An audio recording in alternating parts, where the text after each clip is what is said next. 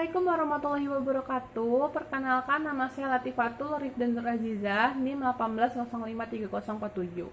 Jurusan Pendidikan Ekonomi Universitas Negeri Padang.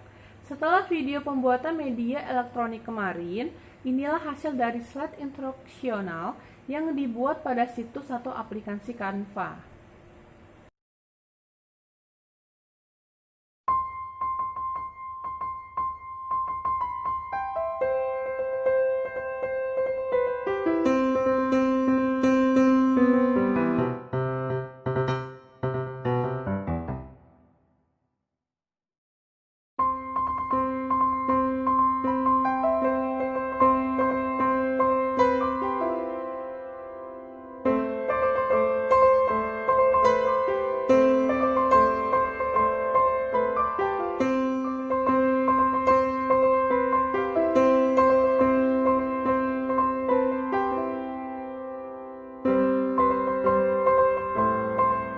Melihat video tersebut, saya akan mencoba menjelaskan sedikit materi mengenai koperasi.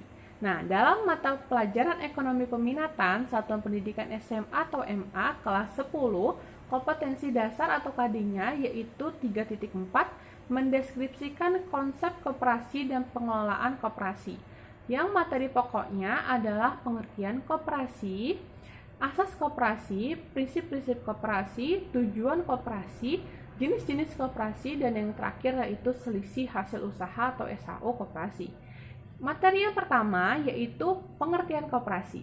Nah, koperasi adalah badan usaha yang dimiliki dan dijalankan oleh anggotanya untuk memenuhi kebutuhan bersama di bidang ekonomi, sosial, dan budaya. Sedangkan dalam Undang-Undang Nomor 17 Tahun 2012 Pasal 1, koperasi ialah badan usaha yang didirikan oleh orang perorangan atau badan hukum dengan pemisahan kekayaan para anggotanya memiliki modal untuk menjalankan usaha yang memenuhi aspirasi dan kebutuhan bersama di bidang ekonomi, sosial, dan budaya sesuai dengan nilai dan prinsip koperasi.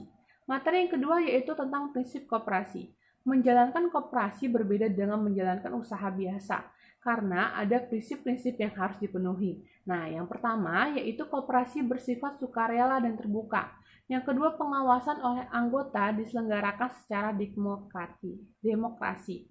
Yang ketiga yaitu anggota berpartisipasi aktif dalam kegiatan ekonomi koperasi. Yang keempat yaitu pemberian balas jasa sesuai modal. Balas jasa berupa SHU diberikan kepada anggotanya secara adil.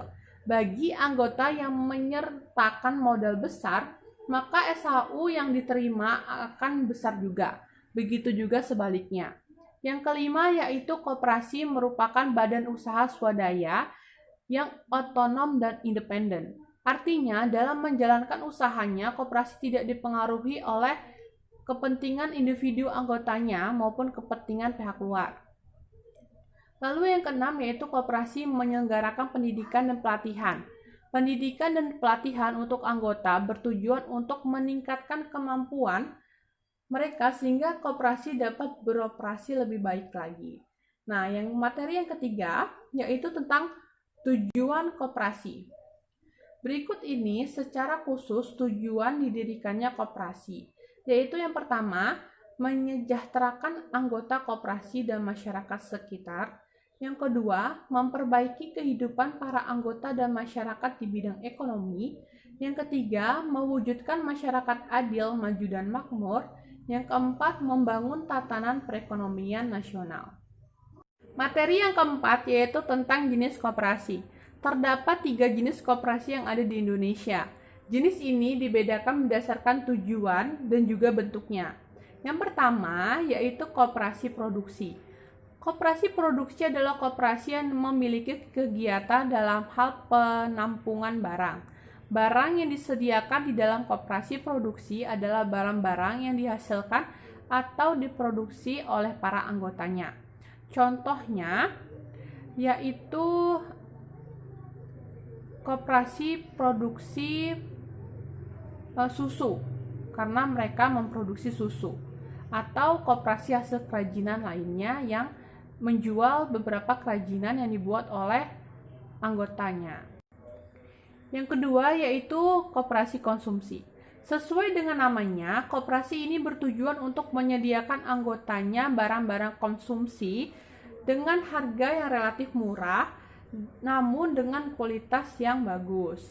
Dengan laba yang diperoleh atau sisa hasil usaha atau SHU, maka akan dibagikan ke anggota berdasarkan jumlah pembelian dari setiap anggotanya. Contohnya adalah KPRI. Yang ketiga yaitu koperasi simpan pinjam. Jenis koperasi ini bisa disebut dengan koperasi kredit.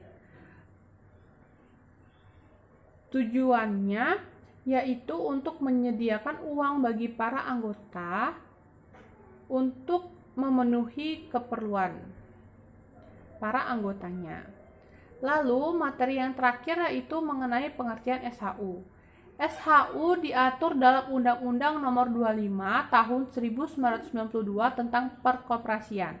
Dalam pasal 45 dijelaskan bahwa sisa hasil usaha koperasi merupakan pendapatan koperasi yang diperoleh dalam 1 tahun buku dikurangi dengan biaya, penyusutan, dan kewajiban lainnya termasuk pajak dalam tahun buku yang bersangkutan. Nah, baiklah, sekian dari materi yang dapat saya jelaskan. Mohon maaf jika ada salah kata atau perbuatan. Assalamualaikum warahmatullahi wabarakatuh.